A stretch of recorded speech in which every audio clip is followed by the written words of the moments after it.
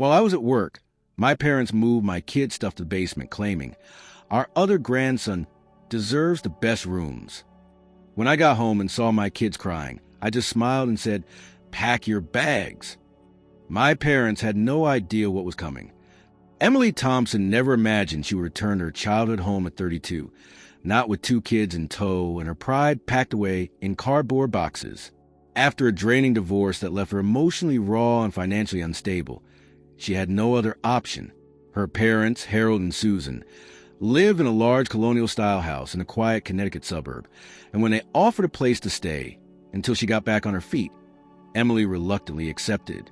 Not because she trusted them, not because it felt like home, but because her children, Noah, 8, and Lily, 6, deserve a roof over their heads and a warm meal each day.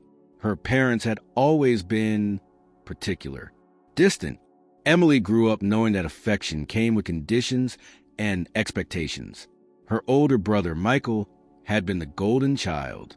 Athletic, confident, successful, everything Emily wasn't. Still, she had hoped that time had softened her parents. Maybe becoming grandparents had changed them. Maybe they had learned something about empathy, about fairness. She clung to that hope as she unpacked the last of the kids' clothes into the small room upstairs that her mother had referred to as temporarily yours. Noah and Lily seemed to adjust quickly. The novelty of a new place, with new smells and wide hallways to run through, distracted them for the first few days. Lily especially loved the window seat in their room, where she could watch birds hop across the backyard fence. Emily started to feel like maybe this could work, just long enough to build a little savings and eventually find a small apartment of their own. Each morning, Emily left early for her job at the reception desk of a small family medical clinic. The work was tedious, the hours long, but it was steady. Her boss, Dr. Patel, was kind, and Emily appreciated the routine. She'd grown used to hiding her anxiety beneath practiced smiles and efficient typing. Her phone lock screen, a photo of Noah and Lily laughing at the beach, kept her grounded to the noise of ringing phones and insurance complaints. After work, Emily would rush home, eager to hear about her kids' day.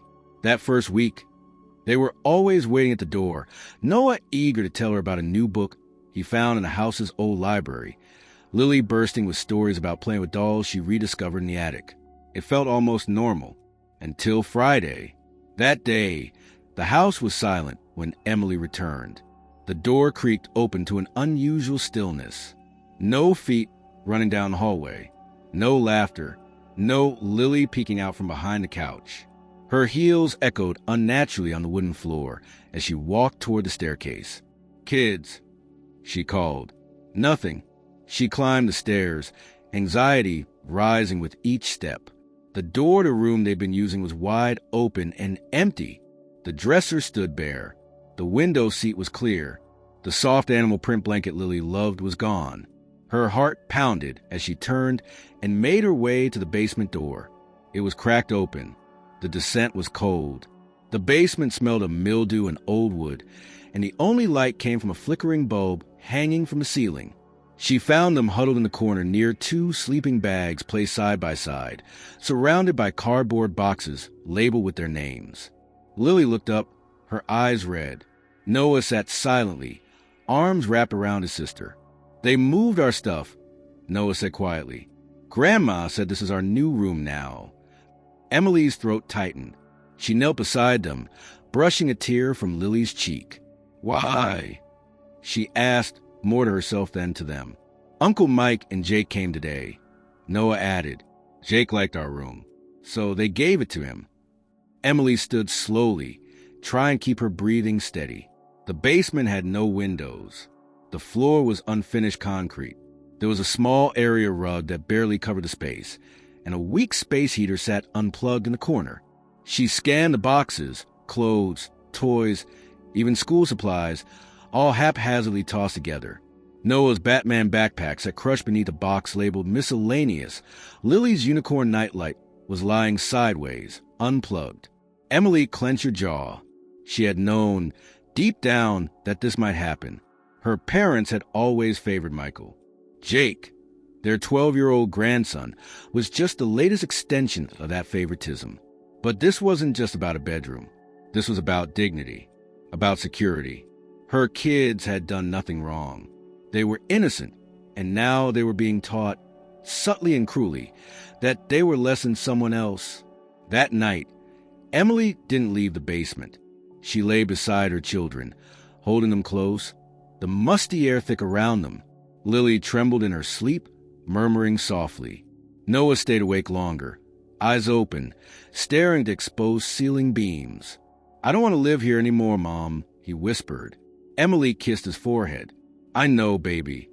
She stared into the dark, her heart breaking with the realization that this wasn't temporary anymore. Not in the way she had hoped, not in the way she had promised herself. This wasn't home, and it never would be. On Monday morning, Emily tried to shake off the heavy feeling from the weekend. She forced herself into her work clothes, kissed the children goodbye, and left them with the faintest smile she could manage. Her parents had already gone about their morning routines, Harold reading the paper in the den, and Susan tidying the kitchen with her usual detached efficiency. Neither had acknowledged the rearrangement of the children's space. Emily wanted to speak up, but she bit her tongue. She had learned long ago that confrontation with them only left her feeling small, unheard, and drained. She thought it better to wait until after work, when she could sit down with them calmly. She still believed there was room for reason. At the clinic, Emily answered phones, scheduled appointments, and smiled at patients with the same polished expression she had used all her life to mask discomfort. She tried to keep her focus, but her mind drifted constantly to the image of Noah and Lily tucked into sleeping bags, dwarfed by boxes and shadows. She imagined them waking up that morning without windows, without sunlight streaming across their blankets, and her chest tightened. She told herself that when she returned home, she would fix this. She would make them listen. The afternoon dragged. By the time she drove back through the quiet suburban streets, the sun was dipping low and her nerves were frayed.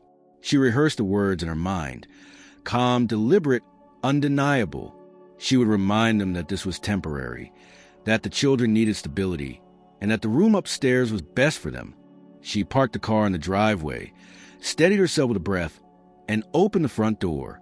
What she found stopped her cold. Her children sat stiffly on the living room couch, their belongings piled neatly at their feet in sealed boxes. Jake, her nephew, lounged comfortably in what had been their room's quilt, Lily's favorite blanket wrapped around his shoulders as he played a handheld game. Susan stood nearby, her arms crossed, her smile thin and almost smug, as though nothing unusual had occurred. "Mom," Emily said slowly, forcing the word past her tightening throat. "What's going on?" Susan's expression softened only slightly, but it was not kindness. It was condescension. "We thought it was best, Emily. Jake is older. He needs more space and proper light for his studies. Your children will adjust. The basement is cozy once you get used to it." "Cozy," Emily repeated, her voice sharp enough to make Lily flinch. She softened immediately, moving to place a protective hand on her daughter's shoulder. "It's damp, it smells like mold, and it's freezing. That is not a room for children." Harold entered the room, adjusting his glasses, holding the newspaper he had been reading. He didn't look surprised. "Now, Emily, don't overreact. You lived in this house. You know how things are. Jake has always been responsible. He deserves the best chance at success." The words landed like a punch. Emily had heard this before all her life. Michael deserved more. Michael deserved attention. Michael deserved investment.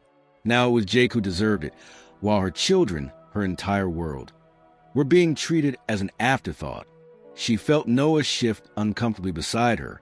His face was pale, but his jaw was set in an expression that reminded her painfully of his father when he tried to be brave.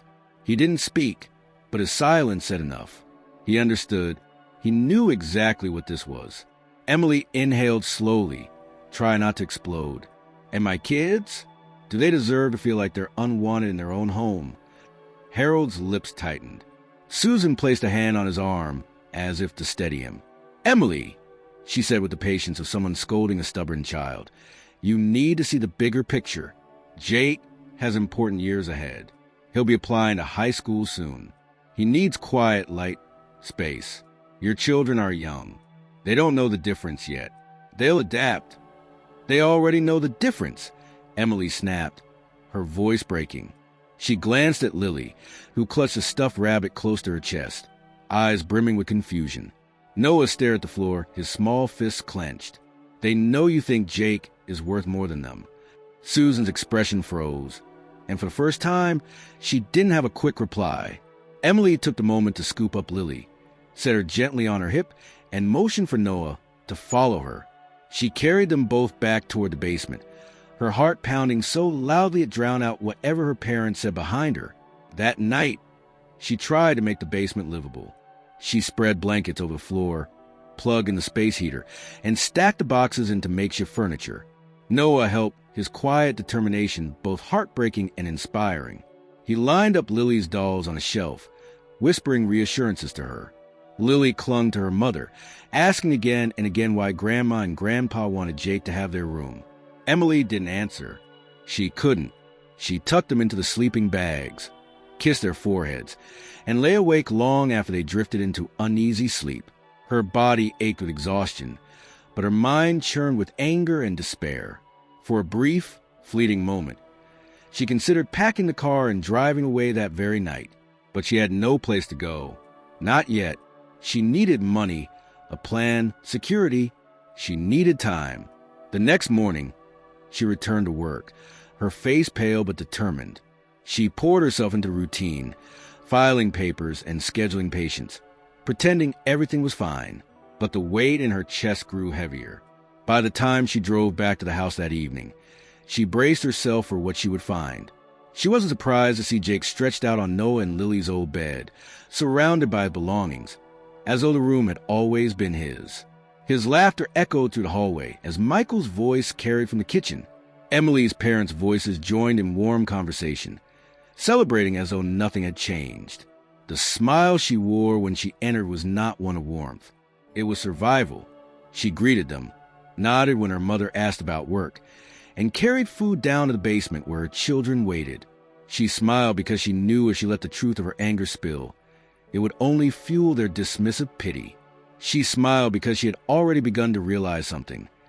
Her parents were never going to see her or her children as equals in this house. But behind that smile, something deeper was taking root. A plan, a quiet defiance. Emily did not know exactly how or when, but she knew she would not let her children grow up thinking this was normal. That smile hid her pain, but it also hit a spark that had begun to burn, and that spark would not go out. Emily woke up the following morning to the sound of footsteps above her.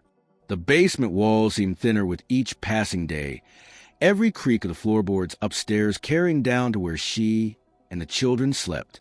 Lily stirred beside her, whispering softly, asking if it was time for school. Noah was already awake, quietly pulling on his shirt, his eyes tired and older than they should have been. Emily prepared a quick breakfast for them, cereal in mismatched bowls she found among the boxes. She wanted to keep things normal, at least for the children, though the air in the basement felt heavy. After breakfast, she walked them upstairs so they could catch the school bus from the corner, bracing herself for the interaction she knew was coming. Susan stood by the kitchen counter, sipping her coffee, dressed neatly as always, her hair pinned back. Harold was flipping through the morning newspaper. The sight of them, so calm, so unbothered, made Emily's stomach twist. "Mom, Dad," Emily began, her voice controlled but firm.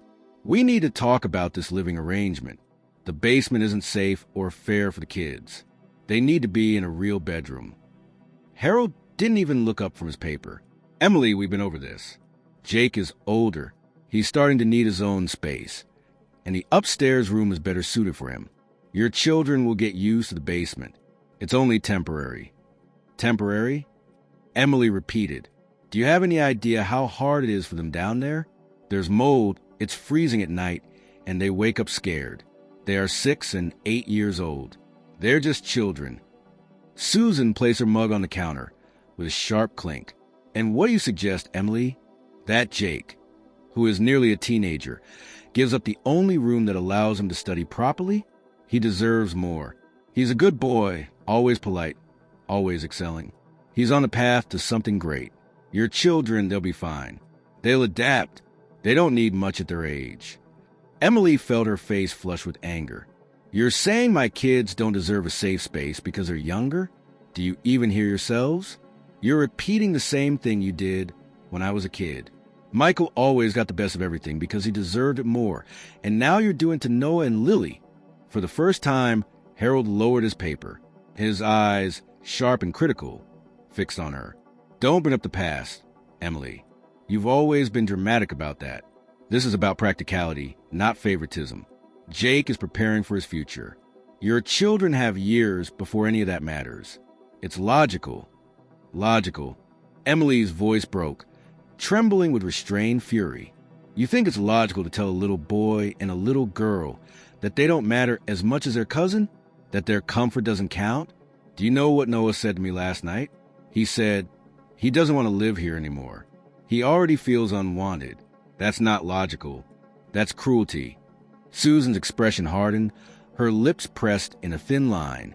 Emily, maybe if you had made better choices, you wouldn't be here relying on us. We're giving you a roof, food, stability. Be grateful instead of criticizing the way we choose to run our home. The words stung more than Emily expected. She had always known her parents thought of her as a burden, but hearing it spoken so bluntly in front of her children cut deep. She glanced at Noah, who had come back into the kitchen to grab his backpack. His small shoulders stiffened at his grandmother's words. Lily clutched her rabbit tightly, eyes wide, sensing the tension. Emily swallowed her anger, lowering her voice. I will not let you treat them the way you treated me. They are not going to grow up believing they are less than anyone else. Not here, not anywhere. Susan smirked faintly, as though amused by Emily's defiance. We'll see, she said simply, turning back to the sink as if the conversation was over. The bus honked outside, and Noah grabbed Lily's hand, tugging her toward the door. Emily followed, giving them both hurried kisses before they left. She stood at the door, watching them walk down the street, their small figures looking fragile against the wide road. Her chest ached with the knowledge that they were carrying burdens they should never have to carry. The rest of the day was a blur. At work, Emily fought to keep her composure, but her thoughts returned again and again to the exchange in the kitchen. The casual way her parents dismissed her children's needs was unbearable. Worse, the realization settled in that nothing she said would change their minds. They didn't care. They never had. When she returned home that evening, she found Jake sitting at the dining table, proudly showing Harold's certificate from school. Michael was there too, laughing loudly as he recounted Jake's accomplishments. Susan beamed, fussing over her grandson with a plate of fresh cookies. The atmosphere was warm, celebratory, so different from the cold silence that greeted Noah and Lily when they entered the room. Good job, Jake, Emily said politely, forcing a smile for her nephew's sake. But her eyes shifted to her children, who lingered awkwardly near the doorway. Noah's lips pressed into a thin line. Lily tugged at her sleeve, whispering that she wanted to go downstairs. Emily nodded and guided them toward the basement, her anger simmering just beneath the surface. That night, as she tucked them in, Noah whispered again, Mom, why do Grandma and Grandpa like Jake more than us? Emily's throat tightened. She wanted to shield him from the truth, but she knew lying wouldn't help. Because some people don't always know how to be fair, she said softly, brushing his hair back. But that doesn't mean you're less important. You and Lily are everything to me. And I promise one day soon will be somewhere that feels like home. I won't let them keep making you feel this way. Noah nodded, though his eyes glistened with unshed tears. Lily curled into her mother's side, already drifting to sleep. Emily stared at the dark ceiling, her mind racing. The pattern was clear. Nothing she did would ever change her parents' favoritism, but she could change how her children experienced it. She would not allow them to grow up in the same shadow she had. The decision wasn't formed yet, but it was there, quietly solidifying. She knew now more than ever that staying was no longer an option. The basement had already begun to take on the scent of permanence. What had once been a storage space full of forgotten furniture and dusty cartons now felt like the heart of Emily's despair.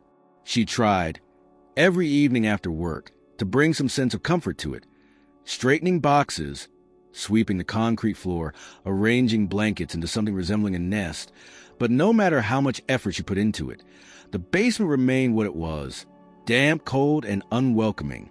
That Thursday evening, Emily came home to find Lily curled up on top of her sleeping bag, her cheeks damp with tears. Noah sat on an overturned box, trying to distract himself with a comic book that had been bent and wrinkled during the move. The room was too quiet, their silence too heavy for children their age. Did something happen at school? Emily asked gently as she set her bag down. Lily shook her head, her lip trembling. "I don't like it here, Mommy. It smells funny, and I hear noises when it gets dark." Noah closed his comic, his voice firm as he answered before Emily could. "It's just the pipes and the heater, Lily. Don't worry, I'll protect you." Emily's heart ached at his words. He was 8 years old, already carrying responsibilities that should never have been his. She knelt in front of them both, taking Lily's small hand in hers and resting her other hand on Noah's shoulder. "I know this place isn't what we hoped for," she admitted softly, "but as long as we're together, we'll be okay. And I promise, I'm working on finding us somewhere better."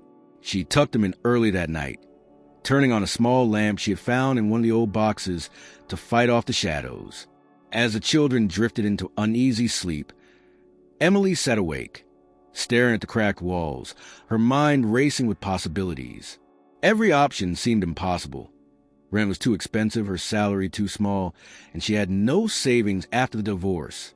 But staying here was breaking her children piece by piece. Later that night, she climbed upstairs quietly to use the bathroom. On her way back, she passed the living room where Harold and Susan were watching television. She paused, unnoticed in the hallway, and heard their voices carrying over the sound of the sitcom laugh track. Susan's voice was clipped, certain. She needs to learn responsibility. If she can't provide a proper home, then maybe the children really would be better off with us. Harold sighed. Emily's always been too soft. She spoils those kids. They'll toughen up in the basement. And she'll toughen up too. Jake, now he has a future. He needs every advantage. Emily felt a surge of nausea and retreated before they could see her. She closed the basement door behind her, the words ringing in her ears. They weren't just disregarding her children's comfort. They were questioning whether she even deserved to raise them. The following morning, Emily decided to take action, even if in small ways. On her lunch break, she went to the public library to research community programs. She scribbled down numbers for local housing assistance and food pantries, determined to find some way forward.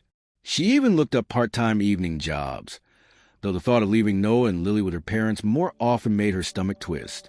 That weekend, she decided to try and make the basement more livable. She took the children with her to a thrift store, stretching her limited budget to buy a couple of rugs, a second-hand lamp shaped like a rocket for Noah, and a pink blanket with faded stars for Lily. They returned to the basement with their small treasures, and for a moment, the children's faces lit up as they unrolled the rugs and arranged their little corner. "Look, Lily, now it's like a castle," Noah said, proudly smoothing the rug flat. Lily giggled and twirled on it, her earlier fears momentarily forgotten. Emily smiled faintly, grateful for their resilience. But when the night came and the pipes groaned above them, Lily clung to her mother again, whispering that the noises sounded like monsters. Emily stroked her hair until she fell asleep, her own eyes wet with tears she refused to shed out loud. On Sunday, Michael stopped by with Jake. The boys ran up the stairs together, Jake bragging about his new video game console. Noah trailed behind reluctantly, clearly uncomfortable. Emily followed to make sure things stayed civil. When they reached Jake's new room, Noah and Lily's old one, Emily felt her chest tighten. Jake had already transformed the space. Posters of sports players covered the walls, his sneakers lined up neatly in a row, his new desk stacked with school supplies and electronics. Jake turned, grinning at Noah. "Pretty cool, huh? Grandma says I need the room more than you guys. You wouldn't have used half this stuff anyway." Noah didn't answer. He just lowered his gaze, his small shoulders rigid. Emily's blood boiled, but she bit her tongue. She wanted to scream at her nephew, at her brother, at her parents, but she knew that would only make things worse for Noah. Michael appeared behind them, clapping Jake proudly on the back. "See, this is what happens when you work hard, buddy. You get rewarded. Right, Mom?" Susan, who had been standing in the hallway, nodded approvingly. "That's right. Jake is a shining example. We couldn't be prouder." Emily caught Noah's eyes, saw the way he blinked rapidly, fighting back tears. She couldn't stay in that hallway another second. She took his hand, muttered an excuse, and guided him back downstairs. That night, Emily didn't even pretend to sleep. She sat against the wall of the basement, staring into the dark, her mind replaying every word, every dismissive glance. She thought about the photo albums she had packed away when she first moved in, and for the first time in years, she felt the urge to look at them. Something deep in her chest told her that the answers to her pain were there, hidden in the memories she had tried to bury. When the children finally drifted off, Emily quietly dug through the boxes, searching for the worn leather album she remembered from her teenage years.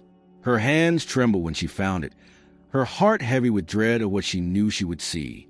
Emily sat cross-legged on the basement floor, the dim yellow light of the lamp casting long shadows across the boxes stacked around her.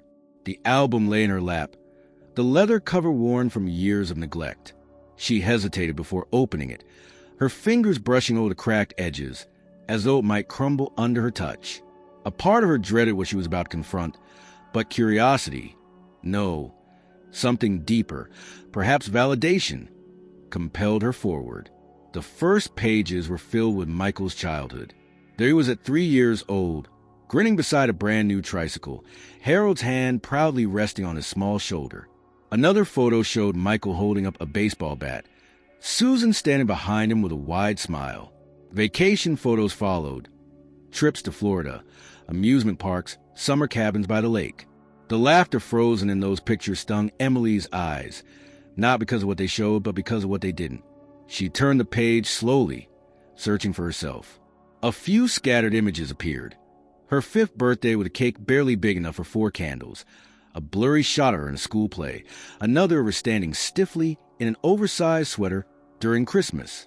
In every photo, her parents' smiles looked strained, their attention always slightly diverted. Even in the group shots, their bodies angled toward Michael. She wasn't the center of anything. She was always in the margins. Her breath grew shallow as she flipped through more pages. The imbalance was undeniable. Dozens of photos of her brother, his milestones meticulously documented, while her own were few and poorly captured. It was the evidence she had always felt, but never had the courage to lay out before herself. Emily closed the album for a moment, pressing it against her chest, her eyes burning. She thought about Noah and Lily, about the way they had looked when they saw Jake move into their room. The same sadness, the same confusion, the same unspoken question she carried all her life. Why wasn't she good enough? Why weren't they? She opened the album again, forcing herself to continue. At the back, tucked into the pocket meant for keepsakes, she found a folded note in Susan's handwriting. It was old, written in blue ink, addressed to Harold. Her hands trembled as she unfolded it. "Harold, I don't know how to help Emily. She's quiet, difficult to understand. Michael is so easy. Everyone loves him, teachers, neighbors, even strangers. Emily doesn't shine the same way. Maybe she'll grow out of it. But for now, I think our focus should stay on Michael. He has potential. He'll take this family far. Emily will manage. She always does."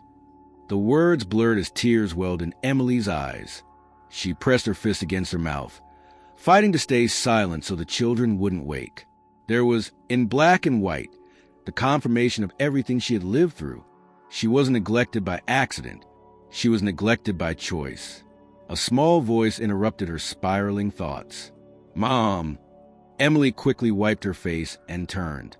Noah stood at the edge of the blankets, rubbing his eyes. "Why are you awake?" She forced a smile, patting the floor beside her. "I just couldn't sleep.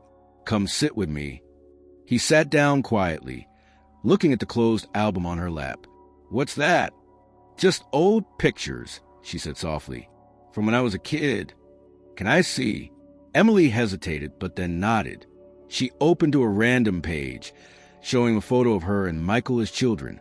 "That's me and that's Uncle Michael." Noah studied it carefully. You look different. Sad. Emily laughed lightly, though the sound caught in her throat. I guess I didn't like pictures very much. Noah frowned, his young face far too perceptive. Is that why Grandma and Grandpa don't like us? Because they didn't like you either? The question pierced her deeper than any words from her parents ever could. She pulled Noah into her arms, holding him tightly. No, sweetheart. They just don't know how to love the right way. But that doesn't mean you're not worthy of love. You and Lily are everything. Never forget that. He buried his face into her shoulder, and Emily stroked his hair until his breathing steadied again. When he finally returned to his blanket, Emily sat alone once more, staring at the album. She knew she couldn't change the past, but she also knew she couldn't let it repeat itself in the lives of her children. The next day, Emily carried herself differently. At the clinic, she went through her tasks with an unusual focus, her mind sharp with a new clarity. The pain of the night before had hardened into determination. She didn't know yet how she would break free, but she was beginning to understand that staying silent was no longer an option.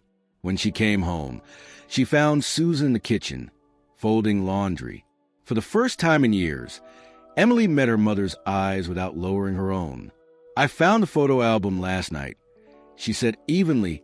Susan froze, her hands tightening around a towel. Why were you going through old things? Emily stepped closer.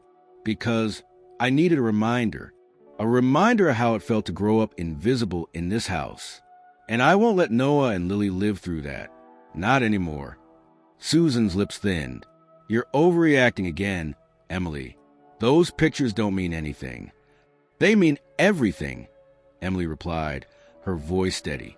They mean you chose Michael over me, and now you're choosing Jake over my kids. I won't let it continue.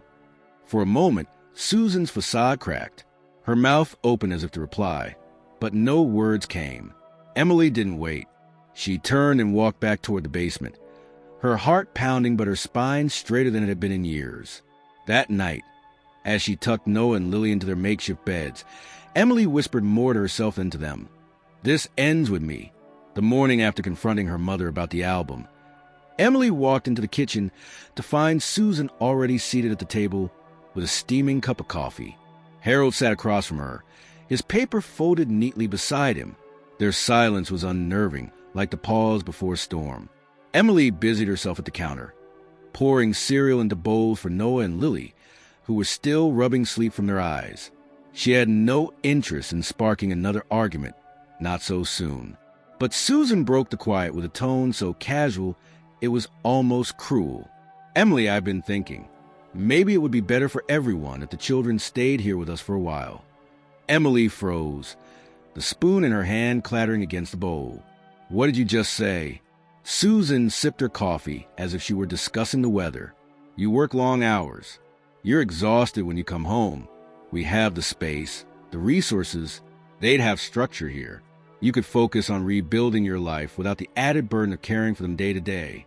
Emily turned slowly, her eyes wide with disbelief. Burden? Harold adjusted his glasses, leaning back in his chair. Your mother isn't trying to insult you. We're just being practical. Think about it.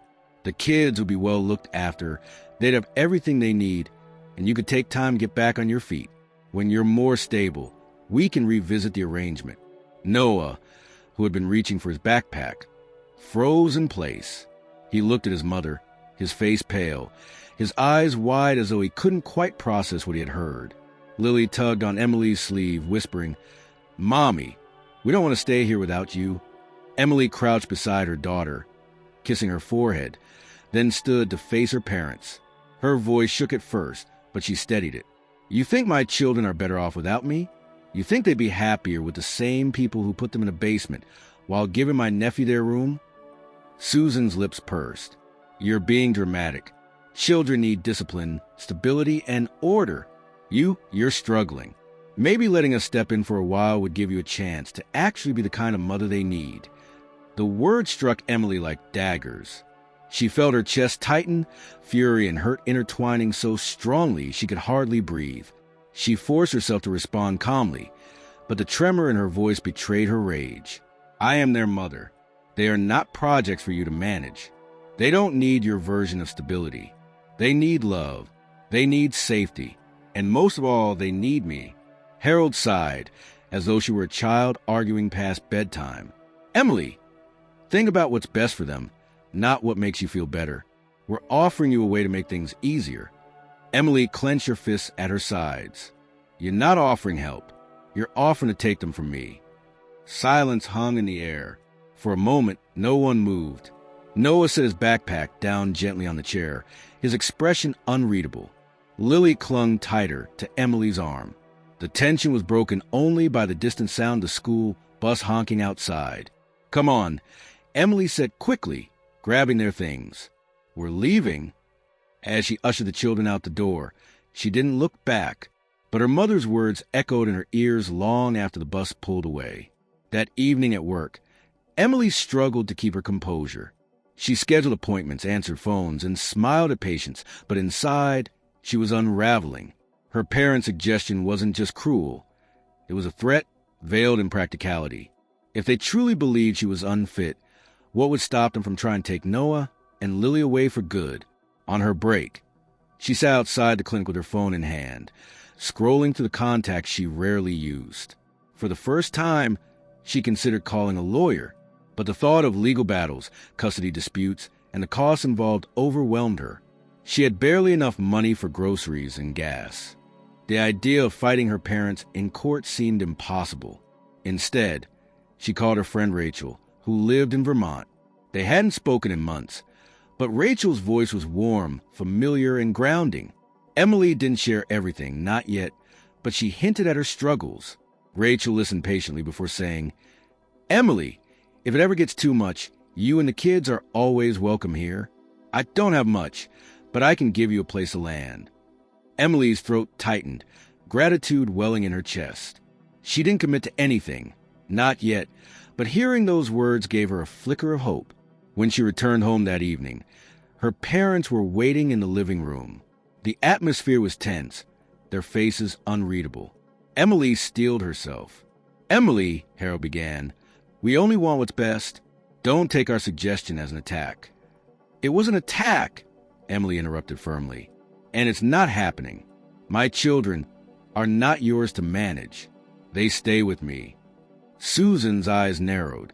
We'll see how long you can keep this up. Raising children is hard work. At some point, you'll realize we were right. Emily didn't respond. She simply turned away, guiding Noah and Lily back toward the basement. As they descended the stairs, she could feel the weight of her parents' gaze on her back. That night, she lay awake long after the children had fallen asleep, the sound of their soft breathing grounding her. Her mind, however, raced. She knew now with certainty that her parents were not allies. They were obstacles, perhaps even threats. Their version of help was nothing more than a bid for control.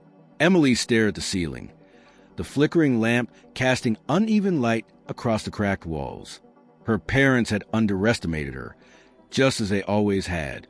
They believed she was weak, that she would break under the weight of her struggles. But they didn't understand that the very thing they dismissed, her quiet resilience, was the same thing that had kept her alive all these years. She reached for her phone again, opening Rachel's message and reading it over and over until her eyelids grew heavy. Vermont was far, uncertain, and daunting, but compared to the suffocating cruelty of her parents' house, it was beginning to feel like salvation. The days following Susan's cruel suggestion were a blur of tension and quiet planning. Emily moved through the house as though walking on glass, careful not to provoke, careful not to reveal the storm building beneath her calm exterior. She smiled when spoken to, nodded when expected, and kept her words clipped and neutral. To anyone watching, it might have seemed like she had accepted her parents' reasoning, but in truth, every polite answer was part of her strategy. She had made her decision. She would leave. Not yet, not without preparation, but the seed had rooted firmly. The challenge now was to bide her time until she could make it possible. At night, when Noah and Lily were asleep, Emily sat with a small notepad she had hidden inside a box of winter clothes. There, she carefully listed the things she would need: copies of their birth certificates, school records, her own employment papers, and whatever savings she could scrape together. The list grew longer each evening, but so did her determination. Money was the biggest obstacle. Her receptionist job barely covered food and gas, and her parents had made it clear they would not provide financial support beyond a roof over their heads. Emily started taking on extra shifts, volunteering to cover evenings when co-workers needed time off. She told her parents she wanted to work more to save, masking her true intent. One late evening, after returning from work, she found Harold in the living room, his reading glasses perched low on his nose. He glanced up at her. "You've been gone late a lot lately. The children need their mother around." Emily forced a smile. "That's why I'm doing this. For them. The more I work now, the sooner I can make things better." He grunted but said nothing more, returning to his paper. Emily slipped past him, her pulse steady. He didn't need to know what better meant. At the clinic, Emily started speaking quietly with co-workers, asking about rental listings, part-time opportunities, and any resources for single mothers. Most of the answers discouraged her. Everything was too expensive, too far, or required a security deposit she didn't have. But one nurse, an older woman named Karen, pulled her aside after hearing her frustration.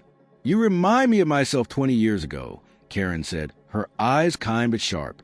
"I raised 2 kids alone after my husband left. It wasn't easy, but I found a way. Don't let anyone convince you you're not capable. If you ever need advice, come to me." The words warmed Emily's heart. For the first time in weeks, she felt less alone. She didn't tell Karen everything, not yet, but she tucked away the offer like a lifeline. At home, she observed more closely how her parents treated Noah and Lily. She noticed how Susan corrected Lily's posture at the dinner table, but never spoke sharply to Jake. She noticed how Harold praised Jake's report card with glowing words, while ignoring Noah's drawing from art class.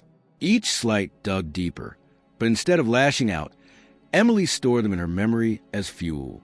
The children sensed a change in their mother, too. One evening, as she tucked them into their makeshift beds in the basement, Noah whispered, "You look different, Mom. Not sad like before. Just different."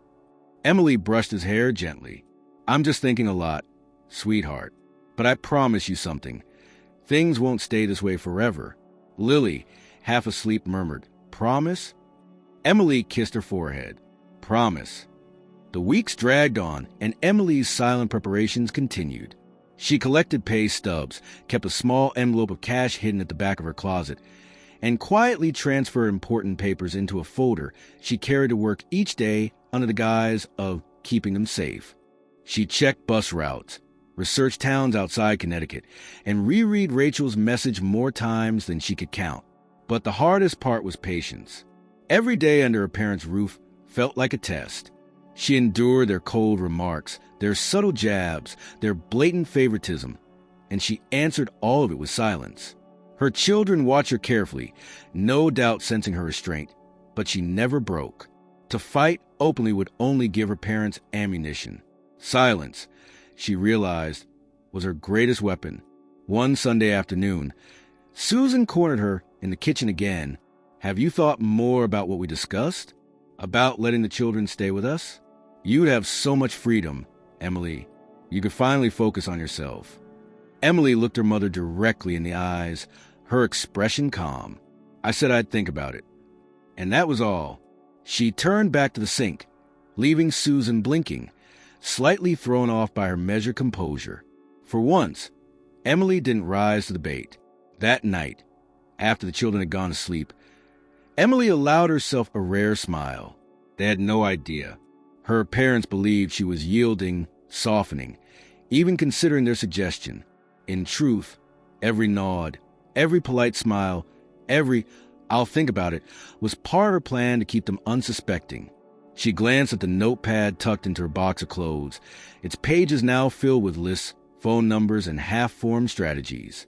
The path ahead was still uncertain, but it was hers. Emily whispered into the quiet basement, her voice steady for the first time in a long while. "We're getting out of here. I don't know when, but soon." And though her children were asleep, she felt as though they heard her anyway, as if the promise hung in the air, wrapping around them like a shield. The morning of Noah's birthday arrived without fanfare. Emily had woken up early, determined to make it special even if their surroundings were bleak. She pulled a small box from her work bag, where she had hidden a few items purchased with her carefully saved tips: balloons, a pack of candles, and a small toy car she knew Noah had been eyeing at the drugstore. She spread the items out on the basement table while the children still slept. She decorated as best she could, taping balloons to the exposed beams overhead, setting out paper plates she had picked up from the dollar store, and icing a small chocolate cake she had stayed up late baking the night before in the upstairs kitchen when no one was watching. The smell of it still lingered faintly in the air, sweet and comforting against the dampness of the basement. When Noah stirred awake, his eyes opened to the sight of the balloons. For a moment, he looked confused. Then he saw the cake, the candles waiting to be lit, and his face softened with a flicker of a smile. "Happy birthday, sweetheart," Emily whispered, kissing his forehead. Lily bounced up from her blanket, clapping her hands. "Noah, look." Mommy made a party. Noah sat up, his expression torn between excitement and restraint. "Thanks, Mom. It looks really nice." Emily lit the candles, and together the three of them sang in the dim basement light. Noah leaned forward and blew them out, his small wish left unspoken but heavy in the air. Emily clapped and cut the cake, handing each of them a slice on mismatched paper plates. For a few minutes, the basement didn't feel like a basement. It felt like home, fragile, imperfect, but filled with love. When Noah unwrapped his gift, his fingers trembling with anticipation, he stared at the toy car for a long moment before hugging his mother tightly. "It's perfect," he whispered. "Thank you." Emily held him close, fighting the lump in her throat. She wanted him to feel celebrated, to feel important, even if no one else in the house cared enough to acknowledge his day. But the illusion didn't last. Later that afternoon, while Emily was upstairs making lunch, laughter spilled from the living room. She stepped closer, her stomach twisting, and froze at the sight before her. Jake stood in the center of the room, surrounded by Michael, her parents, and a group of neighbors. A banner stretched across the wall. "Happy birthday, Jake." A large cake sat on the table, gifts stacked beside it. Emily's chest constricted. Jake's birthday wasn't for another week. She knew, because she had written both birthdays on the calendar in her room. They had simply chosen to celebrate his early, filling the house with balloons and decorations, while her son's special day passed in silence. She stood unnoticed in the hallway until Susan spotted her. "Emily, come join us." Jake wanted to celebrate today while Michael's schedule was free. Emily forced a smile. "That's nice." She glanced toward the basement door, her heart pounding. Noah and Lily were downstairs, unaware of the celebration above them. Her son was downstairs with a toy car and a cake lit by 3 candles, while his cousin had an entire party just 1 floor above. When she returned to the basement with plates of food for her children, she found Noah sitting quietly at the table, turning the toy car over in his hands. He looked up at her, his eyes guarded. "Mom," he said softly, "I heard them upstairs. They're having a party." Emily set the plates down carefully, crouching beside him. "It's for Jake," she admitted, her voice gentle. "But that doesn't mean your birthday isn't important. It means they made a choice, and it's the wrong one." Noah's lip trembled, but he held back his tears. "I guess Grandma forgot about me." The words shattered her. She wanted to tell him that forgetting wasn't the right word, that it was worse than that they had chosen not to see him.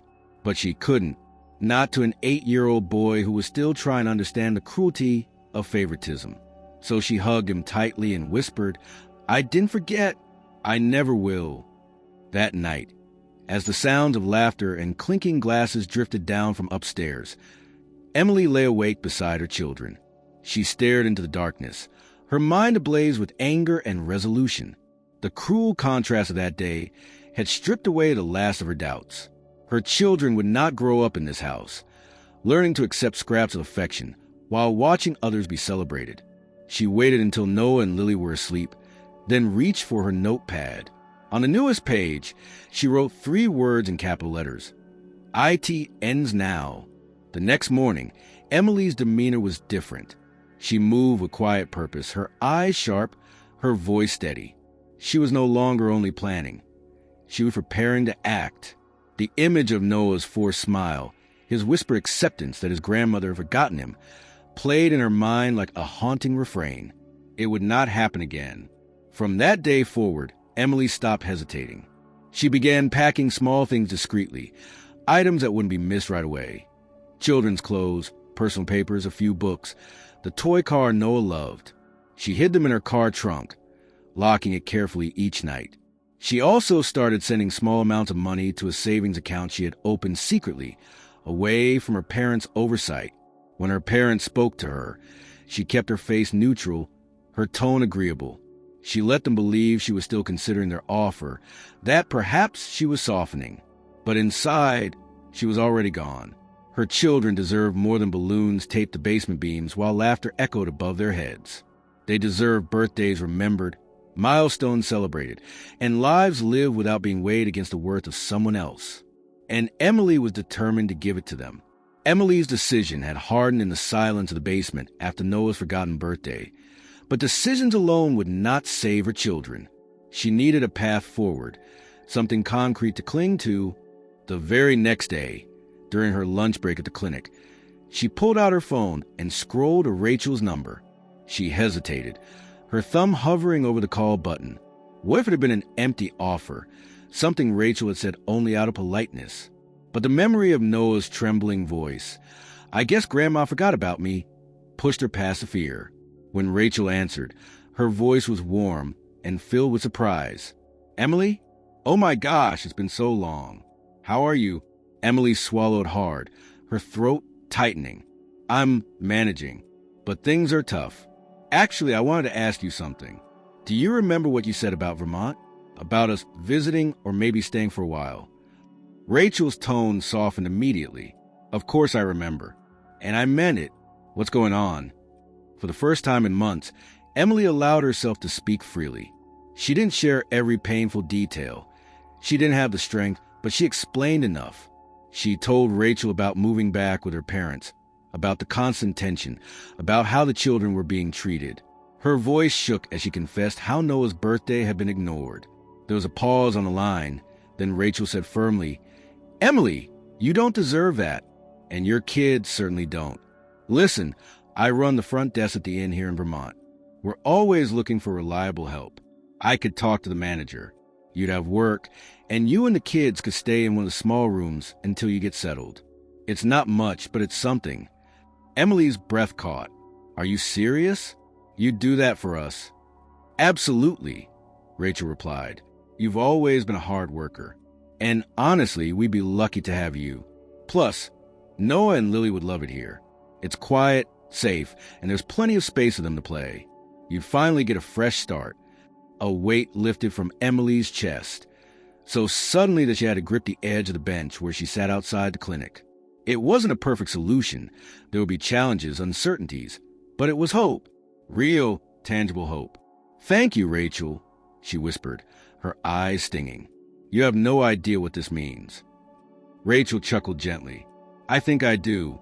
Just say the word Emily and I'll start making calls. We'll make this happen." When the call ended, Emily sat in the crisp autumn air for a long moment, staring at the blue sky. For the first time in months, she allowed herself to imagine a life beyond her parents' house. A life where Noah and Lily could laugh without fear of being compared. Where birthdays wouldn't be measured against someone else's worth. That evening, when she returned home, the air in the house was thick with the smell of Susan's cooking and the sound of Jake's laughter. Emily carried dinner plates downstairs to the basement, as she always did. But this time, when Noah asked quietly, "Mom, will we always have to live here?" she answered with more certainty than she had ever felt. "No," she said firmly, looking him in the eyes. "We won't." Noah blinked, surprised by her confidence. "Really, really," Emily said, squeezing his hand. "I can't tell you when yet, but soon. We're going to a place where you'll feel wanted every single day."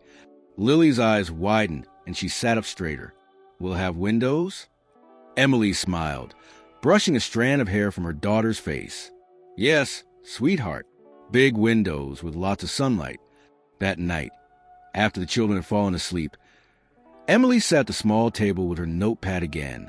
This time, She didn't just list tasks. She wrote a plan. She circled Rachel, Vermont at the top and drew lines beneath it. Job at the inn, room at the inn, school registration, transportation.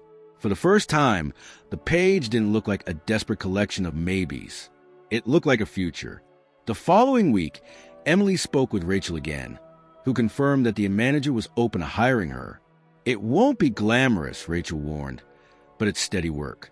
And the room won't cost you anything until you're able to find your own place. Emily thanked her again, her voice thick with emotion. She hung up and pressed her hands to her face, overwhelmed with relief. Still, she knew she had to be careful. If her parents caught wind of her plan, they would interfere. They might even try to stop her from taking the children. She had no illusions about how far they might go after hearing them suggest she leave the kids behind. So Emily became more discreet. She packed a little more into the trunk each day, an extra blanket, a favorite stuffed animal, a stack of children's books. She also began keeping the car keys on her at all times, no longer leaving them on the kitchen counter where her parents might notice. Her silence deepened, but inside, she carried Rachel's words like a lifeline. Every cold glance from her mother, every dismissive remark from her father, every smirk from Jake. It all mattered less now, because Emily knew they wouldn't have the power to hurt her children much longer. She was leaving, and this time, she wasn't just dreaming it. She was building it, step by careful step. Monday morning arrived colder than expected, the kind of chill that seemed to seep through the walls and into Emily's bones. She had been awake most of the night, pacing quietly in the basement while Noah and Lily slept. Every detail of her plan replayed in her mind. What to pack, when to leave, what to say if her parents tried to stop her. The uncertainty frightened her, but not as much as the thought of staying. When dawn crept into the cracks at the top of the basement wall, Emily finally whispered to herself, "It's the day." Saying it out loud made it real. She woke Noah and Lily gently. "Get up, loves," she whispered, her voice trembling with both nerves and excitement. "We're going on a trip." Noah blinked sleepily, but sat up quickly once he saw her expression. "For real?" Emily nodded. "For real. Pack your bags. Just the things that matter most to you. We'll leave the rest behind." Lily squealed softly, her eyes wide.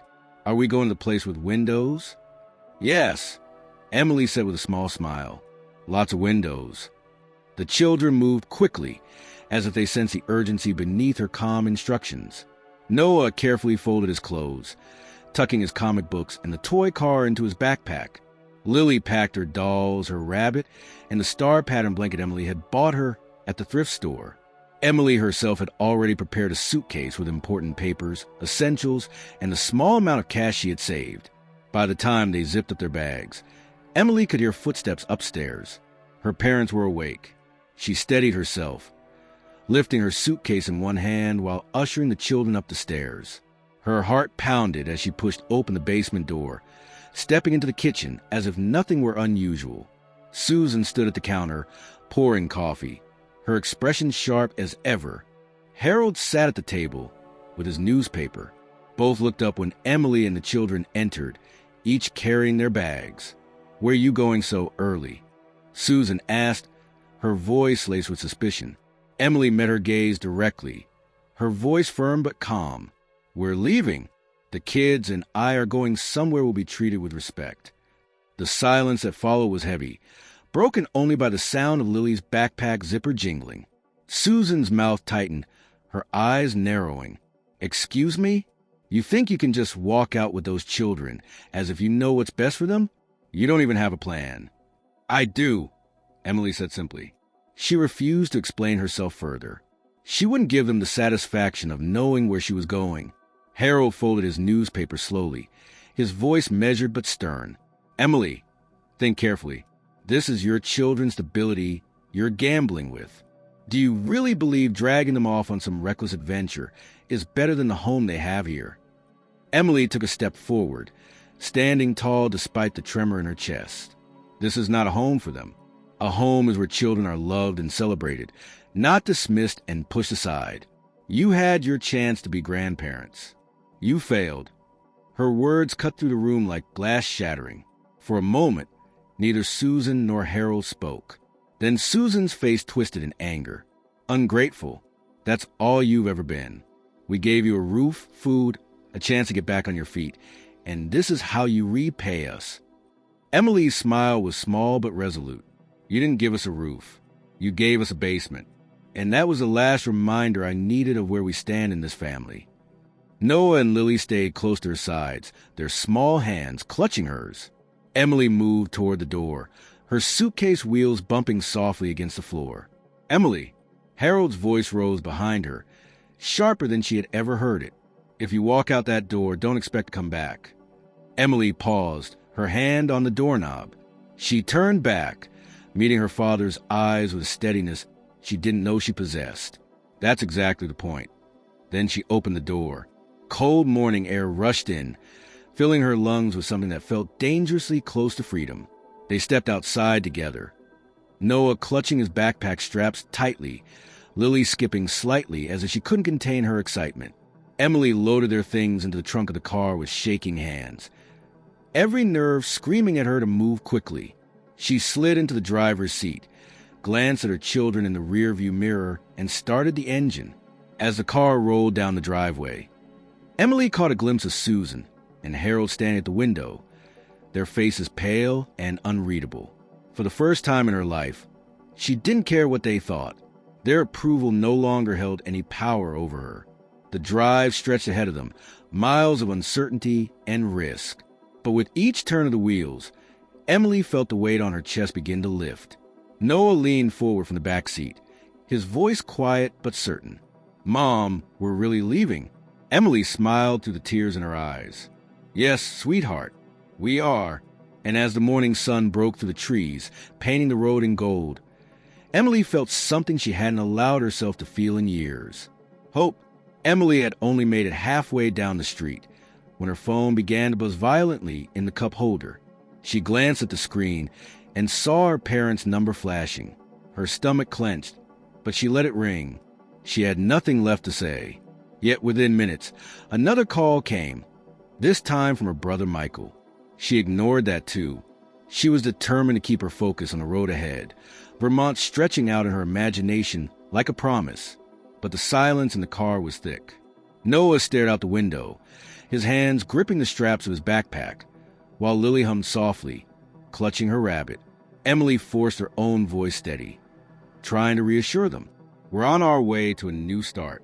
Don't worry about anything else. A moment later, her phone lit up again. This time it was a text. Turn around right now.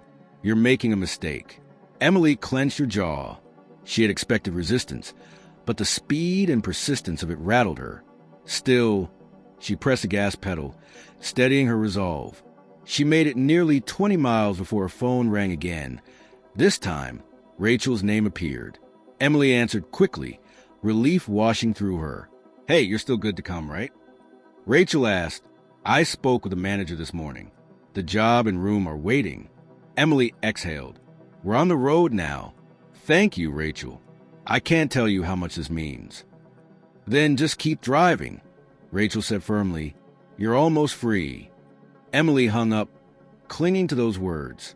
But fate wasn't finished testing her. Just as she pulled into a gas station to refuel, she saw a familiar car in the rearview mirror, her parents' silver sedan. Her breath caught in her throat. She hadn't thought they'd follow her, but there it was, pulling in beside her with sharp precision. Stay in the car, Emily told Noah and Lily quickly. She stepped out, squared her shoulders, and watched as Harold and Susan approached. Harold's face was tight with restrained anger, Susan's with cold determination. Emily, Harold began, his voice firm but not loud. Get back in the car, drive home, and stop this nonsense. You're acting recklessly. Susan stepped closer, her eyes flashing. This isn't just about you anymore. Those children deserve stability, and you're about to throw them into chaos. How do you think you'll manage in some run-down motel job? You'll ruin their lives. Emily's chest tightened, but she stood her ground. You already started ruining their lives the moment you decided Jake deserved more than them. I won't let you finish the job.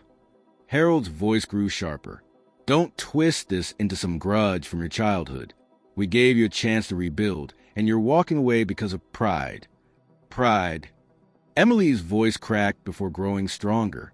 This isn't about me. This is about Noah and Lily crying themselves to sleep because they felt unwanted in your house.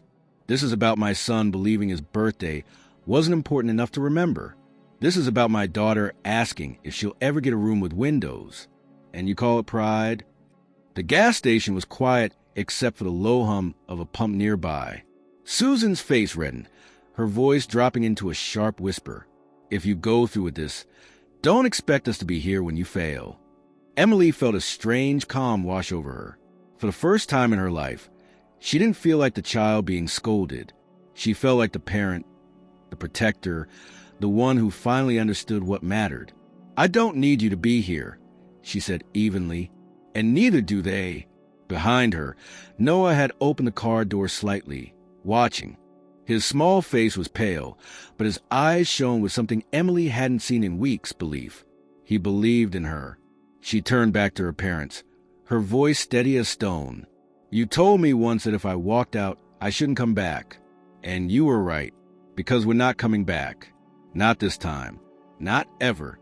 Susan stepped forward as if to argue, but Harold placed a hand on her arm. His face, though stern, carried something else now. Shock, maybe even realization. He had expected her to cave, to falter, to bend like she always had. But Emily wasn't bending anymore. Without another word, Emily turned, opened her car door, and slid inside. She started the engine, her hand steady on the wheel. Mom. Noah whispered from the back seat. Yes, honey? You were really brave. Emily glanced at him in the mirror, her throat tight. I'm not brave. I'm just done being quiet. She pulled out of the gas station, leaving her parents standing under the harsh fluorescent lights, their figures growing smaller in the mirror. She didn't know if they would try to follow again, but it no longer mattered. The confrontation had ended, and this time she had won. The road stretched before them, winding north toward Vermont. Each mile carried them farther from the pain of the past and closer to the possibility of peace. For the first time in years, Emily felt the weight on her shoulders lift, piece by piece, replaced by something she had almost forgotten, freedom. And though fear still lingered, hope burned brighter. By the time Emily and the children crossed the Vermont state line, the sun was dipping behind the mountains, painting the sky in streaks of orange and pink. The drive had been long and tense, but as the road wound past fields and forests, a strange calm began to settle over her. Every mile carried them further from the way to Connecticut and closer to the uncertain but promising life ahead. Rachel had given her directions to the inn, a modest place on the edge of a small town surrounded by rolling hills. When Emily pulled into the gravel parking lot, the neon sign flickered softly in the evening light. It wasn't grand or polished, but to Emily, it felt like possibility. Rachel came running out the front door, her arms waving, her face breaking into a wide smile. Emily barely had time to turn off the engine before Rachel reached the car, pulling her into a tight embrace. You did it, Rachel whispered.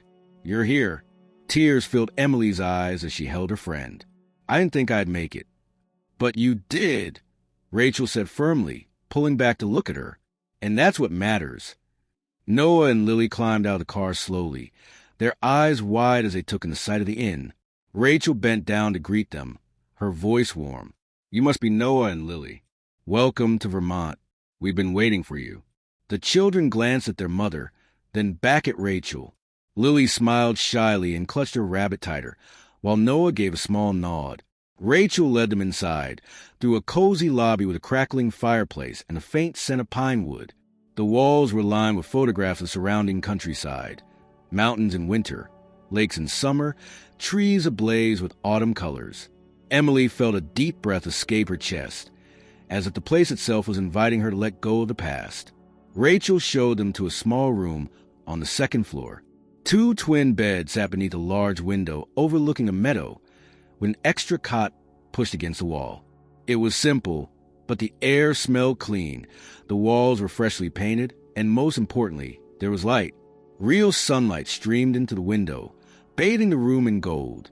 Lily rushed to the window immediately, pressing her hands against the glass. Mommy, look, We can see the trees. Emily swallowed hard, her throat aching with emotion. Yes, sweetheart, you finally have your windows. Noah sat on one of the beds, bouncing lightly on the mattress. This is way better than the basement. His voice carried relief, though he said it casually, as if he didn't want to make it too obvious. Emily kissed the top of his head, her chest swelling with pride. It's just the beginning. That evening, Rachel invited them to join her for dinner in the inn's small dining room. A few guests were scattered at tables, chatting quietly. The smell of homemade soup filled the air, comforting and warm. Emily felt out of place at first, uncertain if they belonged, but Rachel guided them with ease. Over bowls of soup and fresh bread, Rachel explained more about the job. It's mostly front desk work, checking in guests, answering phones, keeping things organized. I already told the manager about you, and he's willing to give you a trial run starting tomorrow. If all goes well, it could become permanent. Emily's heart raced. I can't thank you enough, Rachel. I don't know what I would have done without this chance. Rachel reached across the table, squeezing her hand. Don't thank me. You did the hard part. You left. That took more strength than you realize. As the children finished their meal, Rachel pulled a small wrapped package from her bag. I know I'm late, but I heard someone just had a birthday. She handed it to Noah, who stared at it in shock before carefully unwrapping it to reveal a set of sketch pencils and a drawing pad. His eyes lit up. How did you know I like drawing? Rachel smiled. Your mom told me years ago, and I figured you might still enjoy it. Noah hugged the pad tightly, his face glowing. Emily bit back tears, grateful beyond words.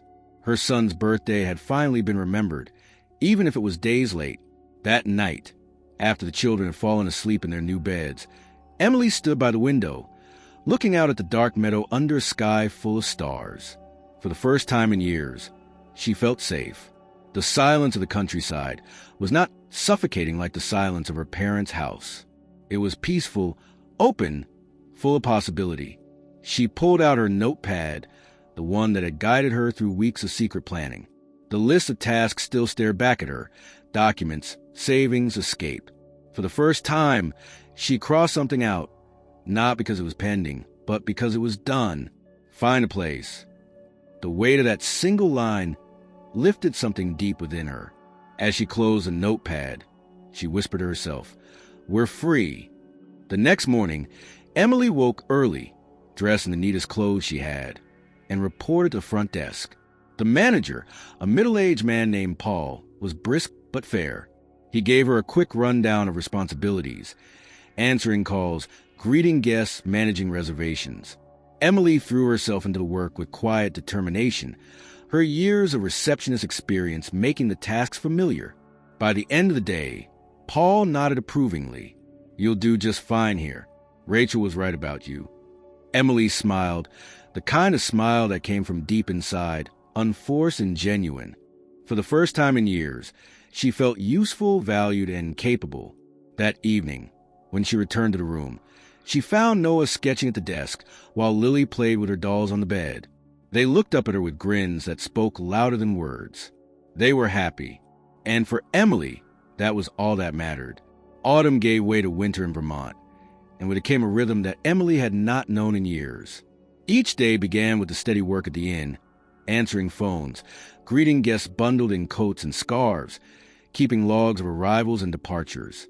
It was simple but steady, and it filled her with pride. At night, she returned to the small room upstairs, where Noah sketched by the window and Lily arranged her dolls into little plays she insisted Emily and her brother watch. Their laughter, soft and unguarded, made the walls glow warmer than any fire could. One evening, while snow fell gently outside, Emily returned from her shift to find an envelope slipped under her door. At first, she assumed it was something from management, perhaps a schedule or a note from Rachel. But when she opened it, her chest tightened. The handwriting was unmistakable. Her mother's. The letter was brief but heavy. "Emily, we've had time to think about how things ended. We realize now that we may have been unfair. The children are good kids. You are doing more for them than we gave you credit for. If you ever want to talk, our door is open." Emily read the words over and over, unsure what she felt. Anger? Relief? Maybe both. The letter didn't erase the nights in the basement, the forgotten birthday, or the cruel offer to take her children. But it was the first time her parents had ever acknowledged fault, however faintly. She placed the letter on the desk beside Noah's sketches and sat silently for a long while. Eventually, she pulled her own journal from the drawer. The cover was plain, worn, but it had become her sanctuary. She opened to a fresh page and began to write. The day they moved my children's things to the basement was the day something shifted in me. It was the moment I realized I could not repeat my past, that I would not allow my children to grow up invisible as I had. Leaving was terrifying, but it saved us. It saved me.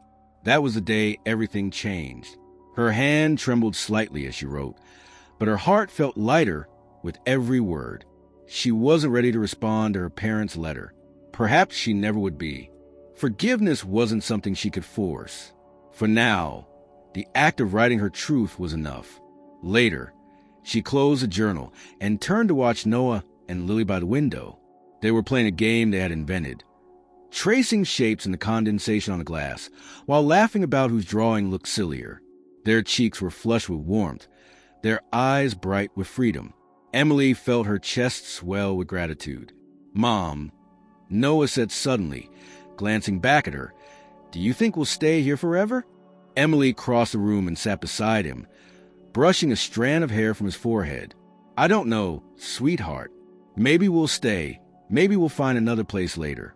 But what I do know is that wherever we go, it will be together, and it will be somewhere we belong." Lily nodded, hugging her rabbit tightly. "I like it here. It feels like home." Emily smiled. "That's all I wanted." The weeks that followed were quiet, but full. Emily grew more comfortable at the inn, her co-workers recognizing her reliability and kindness. Guests complimented her patience and warm demeanor, and even Paul, the manager who rarely praised anyone, told her one afternoon, "You've made this place better since you arrived." Those words stayed with her.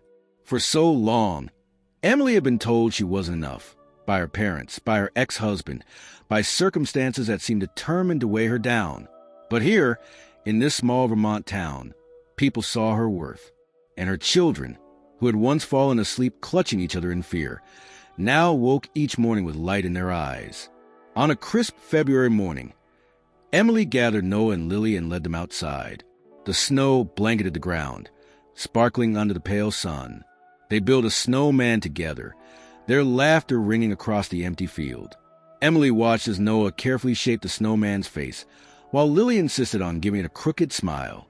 She stood back for a moment, memorizing the scene, the joy, the innocence, the peace. For the first time in years, she wasn't waiting for the other shoe to drop. She wasn't bracing herself for criticism or dismissal or rejection. She was simply present, watching her children laugh in a world where they were free to be themselves. That night, after tucking them into bed, Emily returned to her journal. She added one more line beneath her earlier entry. "We left behind pain, but we stepped into life. My children's laughter is my proof that I made the right choice." The day everything changed wasn't the day we left. It was the day I decided they deserved more and finally acted on it. She closed the journal and set it on the nightstand, her heart steady and full. Then she slipped into bed beside her children. The three of them cocooned in warmth, the sound of the wind outside gentle rather than menacing. For Emily, the chapter with her parents had ended, whether they realized it or not. The new chapter was here, written in laughter, resilience, and love. And as she drifted to sleep with Noah's soft breathing on one side and Lily's tiny hand curled around hers on the other, she smiled. They had won.